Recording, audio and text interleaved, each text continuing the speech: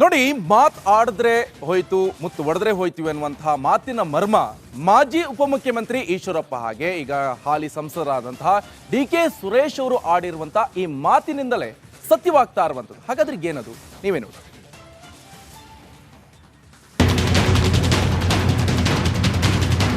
ರಾಷ್ಟ್ರ ವಿಭಜನೆ ಬಗ್ಗೆ ಸಂಸದ ಡಿ.ಕೆ. ಸುರೇಶ್ ಹೇಳಿಕೆ ವಿರೋಧಿಸುತ್ತಾ ಮಾಜಿ ಸಚಿವ ಕೆ.ಎಸ್. ಈಶ್ವರಪ್ಪ ಹೊಸ ವಿವಾದವನ್ನ ಹುಟ್ಟಿಹಾಕಿದ್ರು. ದಾವಣಗೆರೆಯ ಬಿಜೆಪಿ ಜಿಲ್ಲಾಧ್ಯಕ್ಷ ಪದಗ್ರಹಣದಲ್ಲಿ ಮಾತನಾಡಿದ ಈಶ್ವರಪ್ಪ, ದೇಶದ್ರೋಹದ ಮಾತನಾಡೋರನ್ನ ಗುಂಡಿಕ್ಕಿ ಕೊಲ್ಲಬೇಕು ಅನ್ನೋ ಕಾನೂನು ತರಬೇಕು ಅಂತ ಹೇಳಿದ್ರು.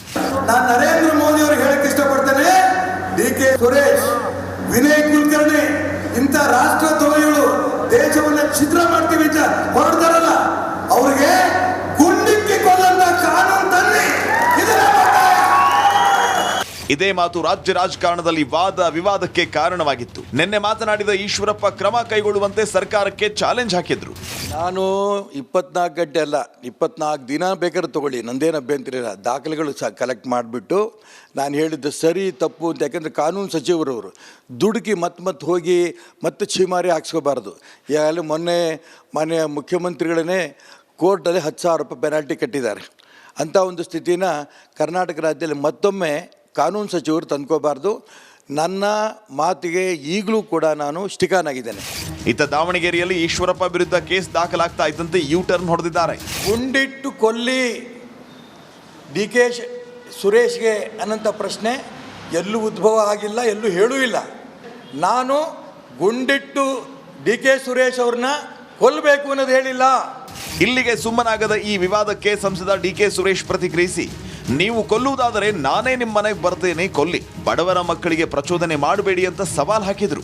ನಾನು ಒಂದು ತೀರ್ಮಾನಕ್ಕೆ ಬಂದಿದ್ದೇನೆ, ತಾವು ಸಮಯ ಕೊಟ್ಟರೆ ಬೇರೆಯವರೆಲ್ಲ ಯಾಕೆ ಗುಂಡಿ ಕೊಲ್ಲಬೇಕು, ಈ ಕನ್ನಡದ ನೆಲಕ್ಕೋಸ್ಕರ, ಕನ್ನಡಿಗರಿಗೋಸ್ಕರ ನಾನೇ ಬಂದು ನಿಮ್ಮ ಮುಂದೆ ನಿಂತ್ಕೋಬೇಕು ಅಂತಿದ್ದೀನಿ. ಸಮಯ ಕೊಡ್ತೀನಿ, ತಿಳಿಸ್ತೀನಿ. ಇತ್ತ ತಮ್ಮನ ಪರ ಬ್ಯಾಟಿಂಗ್ ಮಾಡಿದ ಡಿ.ಸಿ.ಎಂ ಡಿ.ಕೆ. ಶಿವಕುಮಾರ್, ಅವನದ್ದು ಒಂದು ರೌಂಡ್ ಸೆಟ್ಲ್ಮೆಂಟ್ ಆಗಿದೆ, ಕೊಲ್ತೀನಿ ಬಡಿತೀನಿ ಅಂದ್ರೆ ಅದಕ್ಕೆ ಹೆದರೋ ಬ್ಲಡ್ ಡಿ.ಕೆ. ಸುರೇಶ್ ಅವರದ್ದಲ್ಲ ಅಂತ ಈಶ್ವರಪ್ಪಗೆ ತಿರುಗೇಟ್ ನೀಡಿದ್ರು. ಈಶ್ವರಪ್ಪನ ಕ್ಷಮೆ ಕೇಳಿ ಅಂತ ನಾವು ಹೇಳ್ತಾ ಇಲ್ಲ. ಅವನ ಸೆಟ್ಲ್ಮೆಂಟ್ 1 ರೌಂಡ್ ಸೆಟ್ಲ್ಮೆಂಟ್ ಆಗಿದೆ. ಅಸೆಂಬ್ಲಿಲಿ ಏನೋ ಮಾತಾಡಿದ್ರು, ನಿಮ್ಗೆ ನೆನಪಿದೆಯಾ? ನಮ್ಮ ಫಾದರ್ನೆಲ್ಲ ಪಾಪ ನೆನೆಸ್ಕೊಂಡಿದ್ರು. ಈಗ ಎಲ್ಲಿದ್ದಾರೆ ಈಶ್ವರಪ್ಪ?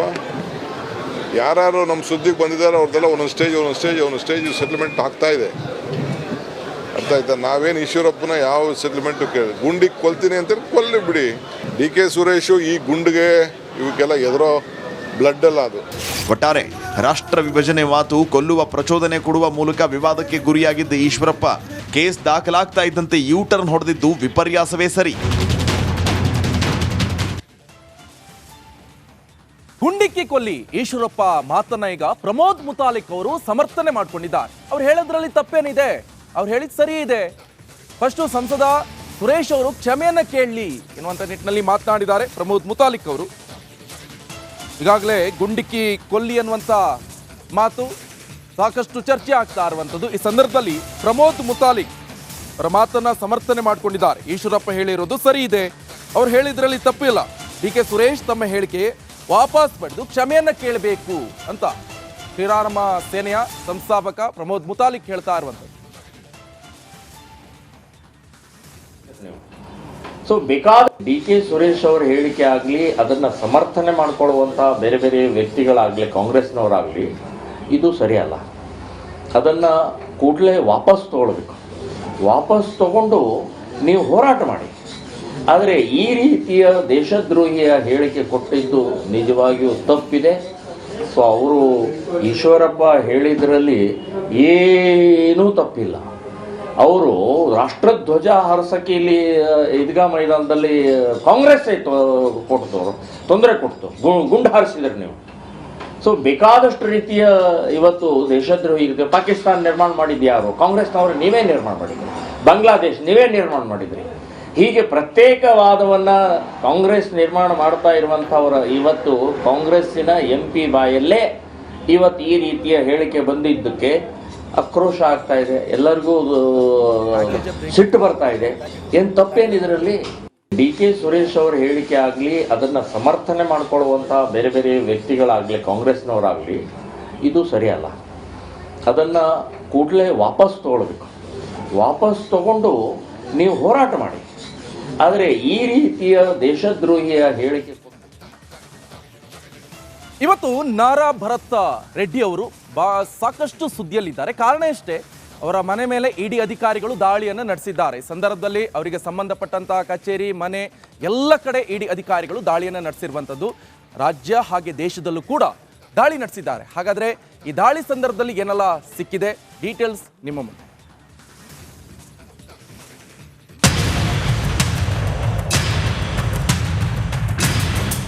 ಬಳ್ಳಾರಿ ನಗರದ ಕಾಂಗ್ರೆಸ್ ಶಾಸಕ ನಾರಾ ಭರತ್ ರೆಡ್ಡಿ ನಿವಾಸದ ಮೇಲೆ ಜಾರಿ ನಿರ್ದೇಶನಾಲಯ ಅಧಿಕಾರಿಗಳು ಇಂದು ಬೆಳ್ಳಂಬೆಳಗ್ಗೆ ದಾಳಿ ಮಾಡಿದ್ದು, ಏಕಕಾಲಕ್ಕೆ ಮನೆ, ತಂದೆಯ ಕಚೇರಿ, ಚಿಕ್ಕಪ್ಪ ಪ್ರತಾಪ್ ರೆಡ್ಡಿ ಮನೆ ಮತ್ತು ಭರತ್ ರೆಡ್ಡಿ ಕಚೇರಿ, ಕೊಪ್ಪಳದ ಕ್ವಾರೆ, ಚೆನ್ನೈನ ಕಚೇರಿ, ಮಾವ ಅನಿಲ್, ಸ್ನೇಹಿತ ರತ್ನಬಾಬು ಸೇರಿ ಒಟ್ಟು 8 ಕಡೆ ದಾಳಿ ಮಾಡಿದ್ದಾರೆ.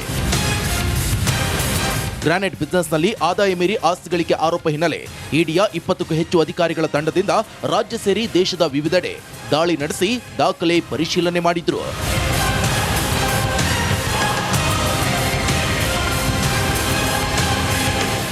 ಭರತ್ ರೆಡ್ಡಿ ಮೇಲೆ ಇಡಿ ರೇಡ್ ಮಾಡಿದ್ದಕ್ಕೆ ಸಚಿವ ಪ್ರಿಯಾಂಕ್ ಖರ್ಗೆ ಕಿಡಿಕಾರಿದ್ರು. ಸಿಬಿಐ, ಐಟಿ, ಇಡಿ ಬಿಜೆಪಿಯ ಸ್ಟಾರ್ ಪ್ರಚಾರಕರು ಅಂತ ಲೇವಡಿ ಮಾಡಿದ್ರು. ನೋಡಿ, ನಾನು ಅವತ್ತೇ ಹೇಳಿದ್ದೀನಲ್ಲ, ಇವರೇ CBI, IT, ED ಇವರೆಲ್ಲರೂ ಕೂಡ BJPಯರ ಸ್ಟಾರ್ ಪ್ರಚಾರಕರು. BJPಯವರು ನೇರವಾಗಿ ಚುನಾವಣೆ ಎದುರಿಸಲಿಕ್ಕೆ ಚಾನ್ಸೇ ಇಲ್ಲ. ಇಡೀ ದೇಶದಲ್ಲಿ ನೋಡಿ 99% ದಾಳಿಗಳು ನಡೆದಿರೋದು ವಿರೋಧ ಪಕ್ಷದ ಮೇಲೆ. ಇನ್ನೂ ಯಾವ ಕೇಸು ಸಾಬೀತು ಆಗಿಲ್ಲ. ಇನ್ನೂ DK ಶಿವಕುಮಾರ್ ಅವ್ರ ಕೇಸ್ ಇರ್ಬೋದು, ಬೇರೆ ಕೇಸ್ಗಳಿರ್ಬೋದು, ಯಾವ್ದು ಸಾಬೀತಾಗಿದೆ ಹೇಳಿ ಇಲ್ಲಿವರೆಗೂ? 10 ವರ್ಷ ಆಯಿತು ಸರ್, 10 ವರ್ಷ ಆಯಿತು. ಇದು ಮುಂದೆನೂ ನಡೆಯುತ್ತೆ, ಆಶ್ಚರ್ಯ ಏನೂ ಇಲ್ಲ. IT, ED ದಾಳಿಗಳಿಗೆ ಯಾರು ನಾವು ಬಗ್ಗವ್ರಲ್ಲ. ನಾವು ಹಿಂದೆನೂ ಬಗ್ಗಿಲ್ಲ. IT, ED ಹಣ ಬರಲಿ, 400 ಬಾರ್ ಆಗೋದಿಲ್ಲ, 400 ಕ್ರಾಸ್ ಆಗೋದಿಲ್ಲ. ಇಲ್ಲಿ ಫಸ್ಟ್ ಕರ್ನಾಟಕದಲ್ಲಿ ಏನೇನು ನಡೀತಾ ಇದೆ BJPಯವರು ನೋಡಲಿ. ಇನ್ನು ಬರುತ್ತಲ್ಲ ಈಗ ರಾಜ್ಯಸಭಾ ಎಲೆಕ್ಷನ್, ನೋಡಿ ಹೆಂಗ್ ವೋಟಿಂಗ್ ಆಗುತ್ತೆ ಅಂತ. ಇನ್ನು ನಾರಾ ಭರತ್ ರೆಡ್ಡಿ ವಿರುದ್ಧ ನಡೆದಿರುವ ಇಡಿ ದಾಳಿ ರಾಜಕೀಯ ಪ್ರೇರಿತ.